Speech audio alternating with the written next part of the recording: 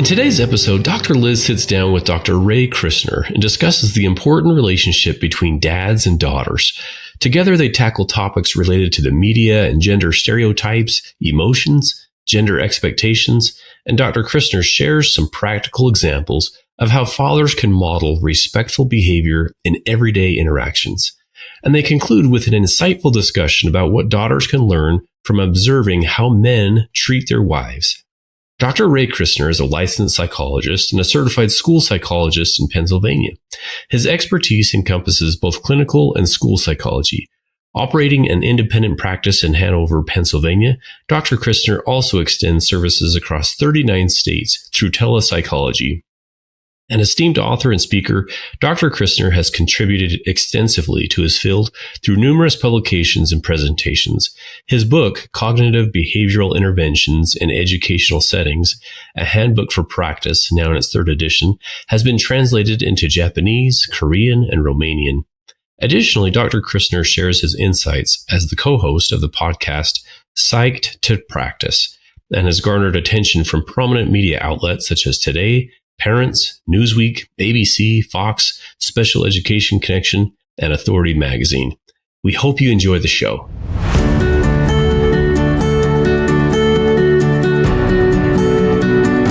Welcome to Stronger Marriage Connection. I'm the psychologist, Dr. Liz Hale, along with my friend, the professor, Dr. Dave Schramm. Together, we have dedicated our life's work to bringing you the best we have in valid marital research, along with a few tips and tools to help you create the marriage of your dreams. While Dave is gone today, he'll be back with us next time. We do miss him. We're going to carry on with the parent-child relationship. Boy, there's a lot of information out there on mother-daughter relationships, but today we're taking a closer look at fathers and how fathers empower daughters. I'm joined today by licensed psychologist Dr. Ray Christner. Welcome to Stronger Marriage Connection, Ray. Thank you so much, Liz. It's great being here with you. It's our pleasure. Can we start by having you tell us a little bit about your story and why you're so passionate about this topic of fathers and daughters? I'm passionate about it too, I guess because I am one, a daughter that is. Tell us more about you. Yeah, so I'm trained as both a school psychologist and a clinical psychologist, and most of my work early in my career was with children and still is today. But then about 25 years ago, I had a daughter, and it changed my clinical experience into a much more personal experience. And so, as a new father of a daughter, and I grew up with only a brother, so this was a whole new experience for me. It became a way for me to kind of go, wow, like, what can I do to empower my daughter to do whatever she wants and to dream big dreams. And along the way, I had a second daughter. And so it continues. Now they're both adult women and have their own lives. But it's been a passionate topic for me to just help other fathers, empower their daughters and build really strong relationships. Good for you. I know I can just attest to being a daughter, having a strong father, just how much he did give me in the way of esteem and direction and just belief in myself. Not that I didn't have doubts, that's for sure, but just didn't dawn on me to quit anything. And I really attribute that to him. So I'm curious about role models today, Ray, and why is it important for young girls to have first diverse female role models? And how can the men in our lives, our fathers, introduce these figures effectively into their daughters' lives? Yeah, I think that the main thing is when we have role models, it really instills this kind of sense of pride, but also possibility. And so seeing women in leadership roles and innovation and really that develop this strength is just such a powerful tool. And throughout my time as a dad, it was finding those people that I was aware of and bringing them to my daughter's attention and helping them see that, sky's the limit. Gender is not a barrier to a dream that you have. You can get into whatever you want. So, I think with fathers, I say, start with stories, start with, characters that are in, even when they're young kids, and talking about why is that person in the story a role model, and highlighting their strength in the story. But then I think as, kids get older, we introducing them to people that are in the news. With my kids, it was everything from actors to singers to engineers to astronauts to, Supreme Court justices. Like, we have so many great people, but exposing them to that content and then really having a discussion about it and really learn their story. And, gosh, we look at some of these wonderful historical women that are out there, and the stories they had to get to the greatness that they've achieved is just a great thing to share with your kids. I love this. I'm thinking so literal, like the literal introductions. Did you mean that? At times you can literally introduce, other times it's like, let me tell you about this Supreme Court justice, right? Yeah, right. I mean, sometimes it's just naturally part of maybe a book that you're reading. But, oftentimes with my kids, it was, that maybe there was a Supreme Court justice that did something that was unique, and it gave me an opportunity for maybe a discussion in the car, or maybe I said, hey, gosh, watch this video, and then created dialogue to talk about it. And, it was interesting. I mean, both of my kids have very different paths. My oldest daughter is an engineer, and my youngest is on her way to eventually getting to law school here soon. And, and much of it came out of discussions that we had where they could see people that were doing these things on an everyday basis. So, yeah, it creates wonderful discussion. That is cool. And they could see them because it sounds like you and perhaps your wife were pointing them out, right? That's where you come in. It's like, well, look at that. How about that? Because I'm not that creative on my own. But if you show me someone doing it, it's like, oh, I didn't even know that was a possibility. Right. Yeah. And I think it's important. And you're right. My wife and I both together kind of were on that journey. But, sometimes it was when it was somebody that I was able to bring up, showing them how much I appreciated seeing the strength of women in the world, I think is important for daughters to see. Yeah, that's just tremendous. I think emotions also are, Dave and I both feel this way, are powerful and important. So how can fathers encourage their daughters to freely express those emotions? What are the benefits of showing vulnerability, even as a father, in front of your girls? What have you found? I think, one thing it's I think important is, I've always told my daughters, and I tell people all the time, we have a range of emotions, and it's okay to have a range of emotions. We don't have to be happy all the time, and it's okay to show those, and, to be vulnerable for negative emotions. It's okay when things aren't going perfect. And that's part of life. And being able for, I know my daughters and other families, being able to let those emotions come out and not trying to fix it and saying, yeah, like, it's okay. It's a bad time. This is hard, but you're going to get through it. I'm here to support you, is so meaningful. I think, we're showing emotional intelligence in that way, that, life doesn't always have to be this perfect, I'm happy every day. I wish it could be, but it's not how it works. And so not trying to take away pain, but being there and listening and saying, hey, it's okay. Like, we're strong. We're going to move through this. And, I think the comment about, how can we be vulnerable as fathers? I think that's equally as important. I think a lot of times, I work with men who oftentimes say, yeah, I don't want to see people to see me cry, or I don't want to see, my family seeing me upset. And, I've always had the belief that that's okay. I want them to see that, yeah, life's hard for me sometimes as well. And by recognizing it, it empowers me to do something about it. And so just sharing that and letting, I think, our daughters see the courage of showing emotions and how that helps us face challenges, I think, is super important. Mm-hmm. When your daughters were young, what age did you start allowing them to make their own decisions? That seems really crucial. And then how did you scale that as they grew? Yeah.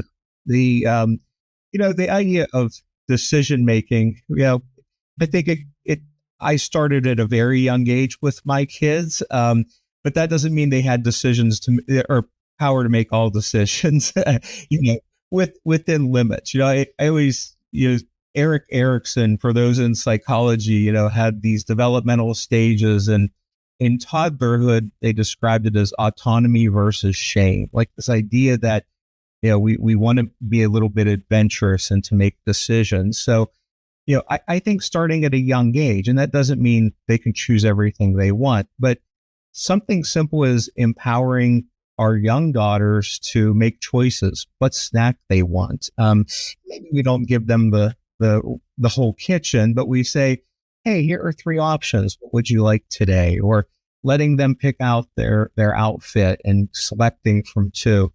And I think as we go through time, within reason, we expand those opportunities.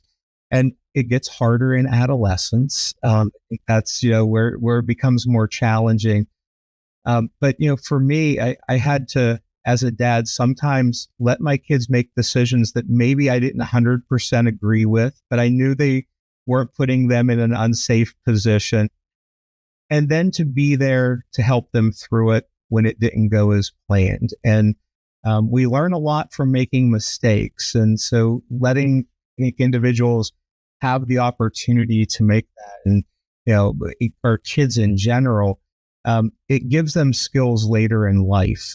So, over time, I think gradually from something simple, but maybe as they get older, it's, picking what sports they want to do, or if they're choosing to go into clubs or something like that.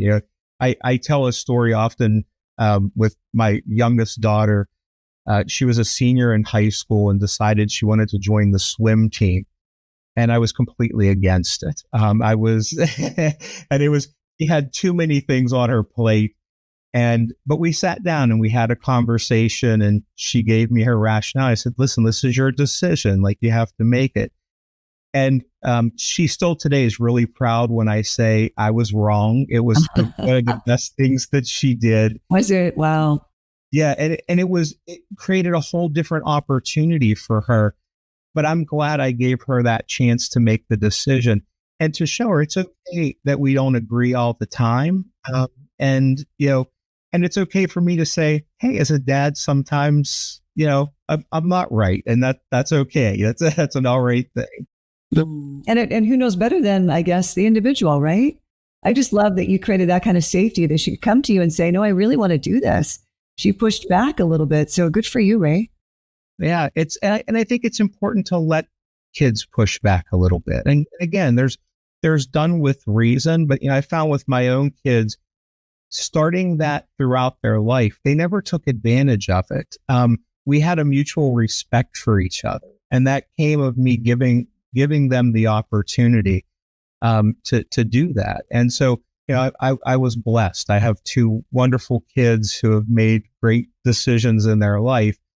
And part of that was being there when the decisions maybe didn't go great at a younger age.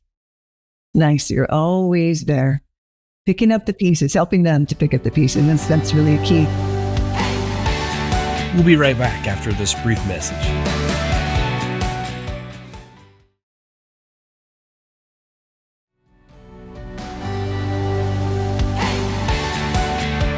And we're back. Well, let's dive right in. The media portrays all kinds of gender stereotypes. How can fathers effectively discuss and maybe even dismantle some of those stereotypes, especially those portrayed in the media? What's been your experience? Yeah, I think for fathers, asking questions of their daughters, like, why do they think maybe a character in a movie or a story is doing what they're doing? I think is a very simple way at a young age. And then I think also just having our daughters be, exposed to a bunch of different things, helping them understand that they're not confined just by one thing, showing them, we talked about role models, astronauts who, I was just talking with my youngest daughter. There's an astronaut who's 19 years old that just went into NASA.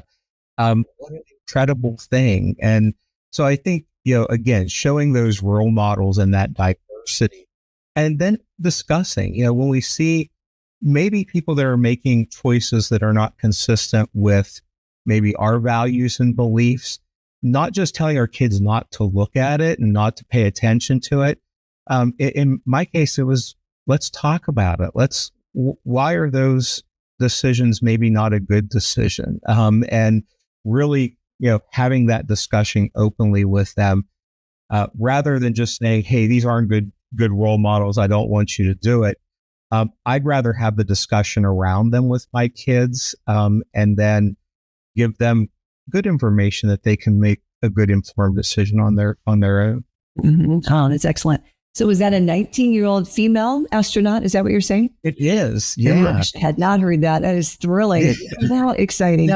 Yeah. That she's apparently, exceptionally bright. And, so she's entering the training. Like, I don't think she'll be, eligible for space travel for some time, but what an accomplishment. It's just, and, celebrating that and going, wow, like what decisions did this young lady make to get to this point? Someone, or maybe many someone's told her that this would be a possibility, right? Isn't that, because you just kind of think behind all these great young people, I think, who are the adults saying, I believe in you, you can do this? That's it. Yeah, right. It's so awesome to see hear those stories. Yeah. Wow. What else can fathers do to encourage their daughters to engage in activities like being an astronaut, regardless of maybe some of the gender stereotypes? Yeah. I think exposing our daughters to everything, whether it's sports or arts or, activities, my kids, if I was working on something around the house, they were with me. My daughter, who's an engineer, loved it. Yeah, she was 9 or 10, and she was learning how to tile floors. And by 12, she was doing plumbing because she helped me do renovations. Now, my youngest, that wasn't her thing. She did it for a few times and really didn't want to continue to do it. And that's okay too. But she had exposure to it. And, so I say, if you're working on the car or you're doing something around the house, let's not make assumptions that, they won't, like, our daughters won't like a task, because, we may find that it's something they're really into it. And, my daughter, who's an engineer, she still loves those kinds of things. And she's still, and is very capable of doing those things and loves it.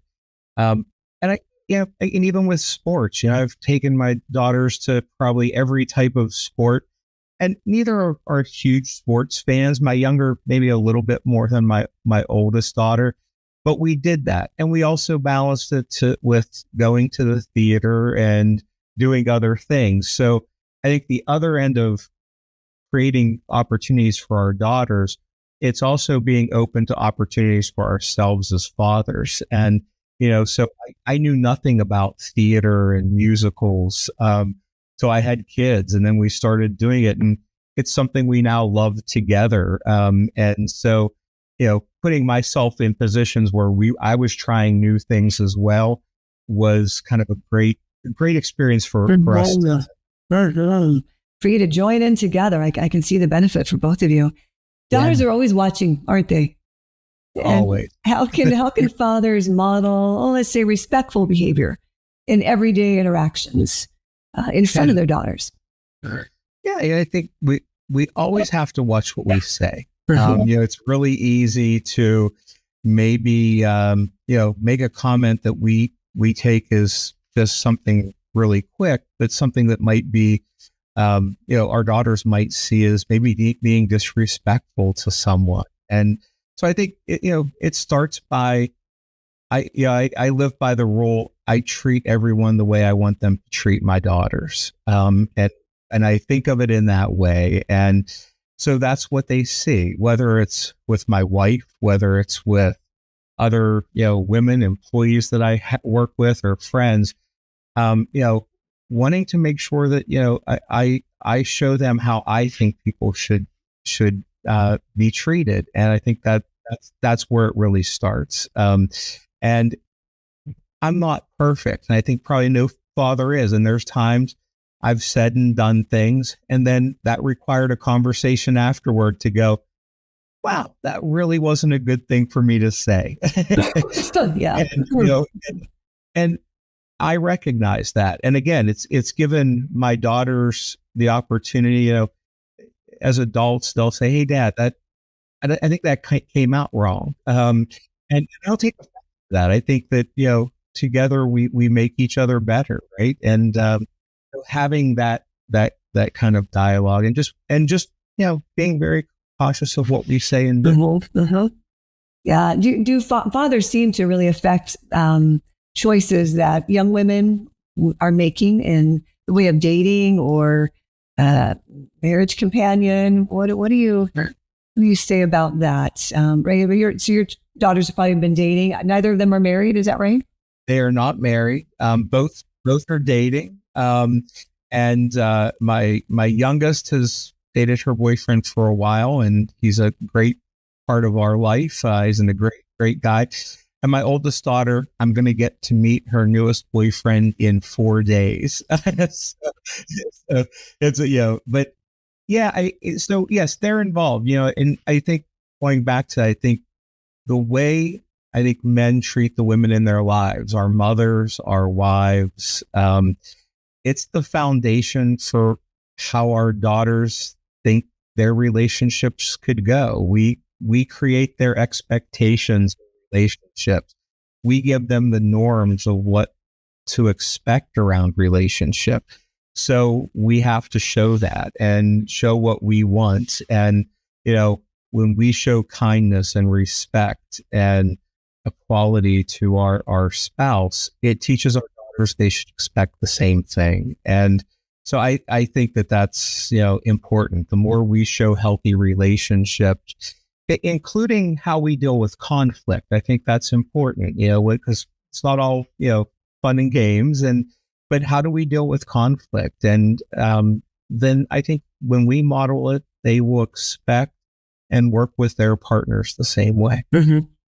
I suppose, movies, TV show, friends at school, we're always learning, aren't we? And those seem to provide really great examples too. Like, Ash, what did you think about that? Yeah. Would you date someone who treated you that way, or? Yeah, I think that's a great point. I remember when my youngest daughter was in high school, there was an individual that was dating someone that just did not treat her the way that she should have been treated. And I was picking her up after a school event and, happened to see the girl crying, and, it just opened up a conversation to say, to talk to her about that. And, gosh, how would you handle that situation? Like, everybody in the world isn't nice. And, how do we empower you that if you're in that situation, what can you do differently? And, it's because we're exposed to a lot more than just moms and dads. So helping them navigate, and I've been, again, just kind of blessed with my, 2 girls coming to me and saying, hey, like, I have a friend that's going through this. Like, can we talk about it? Like, I just want to kind of process it. And, so it gives my wife and I great opportunities to use situations as life lessons, even as they're young adults. Still having those conversations are. Mm-hmm. I guess maybe it never stops, Ray, right? It never stops. I still go to my mom for things. I love that. And I love our listeners to be able to find out more about you and the resources you offer. Where can they go, please? And we'll add some of that to our show notes, of course. Sure. So the easiest way is my website, www.drraychristner.com. And on there's some links to, I host a podcast called Psych to Practice. That's a little bit more about mental health, but also some kind of life issues. And also there's a link to my Psychology Today blog called Living Psyched that talks all about things that are just how do we we live a strong and good life. That's great. You have excellent resources. So thank you for sharing them with us.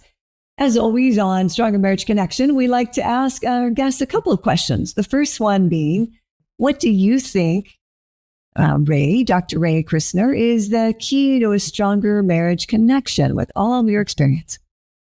So today is actually my 29th wedding anniversary. Happy anniversary. Thank you. My wife and I are celebrating 29 today. And, I think for us, it's been, being good at collaborating together on common goals and, recognizing it's okay when we have bad times and sometimes things don't go well. But when we collaborate together, we really can weather any storm, and there are calmer weather on the other side. And it's really about working together. And in 29 years, we've weathered storms, and we've had wonderful periods of calm. And it's made me a better person. So that is just tremendous. That is something to be celebrated. 29 years. Again, congratulations. Thank you. What about a takeaway of the day, Dr. Ray? So it's a take-home message you want listeners to be sure to remember most from our interview today. If you had to choose one thought, one suggestion, what would it be? Yeah, I think, being a father is probably the most important job I've ever had, and maybe many ever will have. So just remembering our small everyday choices really do pave the way to our daughters having a refined definition of what their future looks like. So focus on those little everyday choices. Mm-hmm. I think that's a great one. I think something that's my take-home message is really creating that safety for when things don't go well, and being there before, during, and after for a child, for a daughter. That's just really beautiful. I love this has become a focused, one of many areas. It sounds like a focus for you, because I think it's so crucial. Thank you. Thank you for being here with us today. We'd love to have you on again, and our best to you, Dr. Ray Christner. That is all for now, friends. Thank you for tuning in, and we will see you next time. And do remember, of course, it's the small, simple things that create a stronger marriage connection. Take care. Thanks for joining us today. Hey, do us a favor and take a few minutes to subscribe to our podcast and the Utah Marriage Commission YouTube channel, where you can watch this and every episode of the show. When you hit the like button and leave a comment, your feedback helps us improve the show. And don't forget to share this episode with a friend. You can also follow and connect with us on Instagram at Stronger Marriage Life and on Facebook at Stronger Marriage. Be sure to share with us what topics you want us to explore or what you loved about today's episode. If you want even more resources to improve your relationship connection, visit our website at strongermarriage.org, where you'll find free workshops, webinars, relationship surveys, and more. Each episode of Stronger Marriage Connection is hosted and sponsored by the Utah Marriage Commission at Utah State University. And finally, a big thanks to our producers Rex Polanis and Alexis Alcott and the team at Utah State University. And you, our audience. You make this show possible. The opinions, findings, conclusions, and recommendations expressed in this podcast do not necessarily reflect the views of the Utah Marriage Commission.